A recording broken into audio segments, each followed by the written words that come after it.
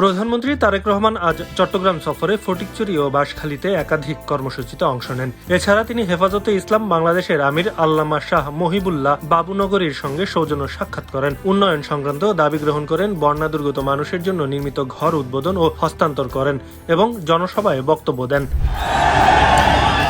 কক্সবাজারের মহেশখালীতে একটি কর্মসূচিতে অংশ নিয়ে হেলিকপ্টার যোগে বাঁশখালী পৌঁছান প্রধানমন্ত্রী। সেখানে বন্যা দুর্গত মানুষের জন্য সরকারি উদ্যোগে নির্মিত 100টি ঘরের উদ্বোধন করেন এবং ক্ষতিগ্রস্ত 100টি পরিবারের হাতে ঘরের চাবি তুলে দেন। পাশাপাশি ক্ষতিগ্রস্তদের মধ্যে নগদ অর্থ ও ত্রাণ সামগ্রী বিতরণ করেন।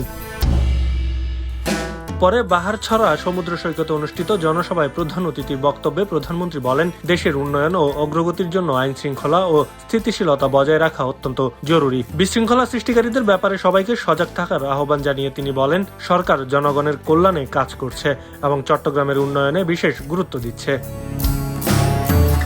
তিনি আরো বলেন, বাঁশখালীর বেড়িবাঁধ সড়ক উন্নয়ন সহ বিভিন্ন অবকাঠামো প্রকল্প বাস্তবায়ন করা হবে। পাশাপাশি ফ্যামিলি কার্ড কর্মসূচির আওতায় বাঁশখালীর 12,000 মানুষকে অন্তর্ভুক্ত করার কথাও জানান তিনি। বন্যায় ক্ষতিগ্রস্ত মানুষের পুনর্বাসন সরকারের পক্ষ থেকে সব ধরনের সহযোগিতা অব্যাহত থাকবে বলেও আশ্বাস দেন প্রধানমন্ত্রী।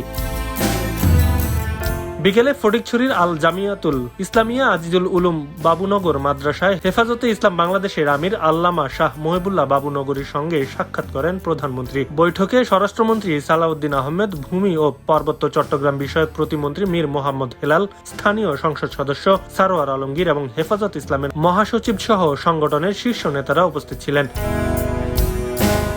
সাক্ষাৎ শেষে আল্লামা বাবুনগরীর নাতি সালামতুল্লাহ বাবুনগরী জানান, হেফাজতের আমির ব্যক্তিগতভাবে কোনো দাবি উত্থাপন করেননি। তবে আল্লামা মহিবুল্লাহ বাবুনগরী ফাউন্ডেশনের পক্ষ থেকে ফটিকছড়ির উন্নয়নে একটি বিদ্যুৎ গ্রিড, সাবস্টেশন, একটি সরকারি মেডিকেল কলেজ ও হাসপাতাল এবং ফটিকছড়ি চট্টগ্রাম মহাসড়ক 4 লেনে উন্নতি করার দাবি প্রধানমন্ত্রীর কাছে তুলে ধরা হয়। প্রধানমন্ত্রী দাবিগুলো ইতিবাচকভাবে বিবেচনার আশ্বাস দেন।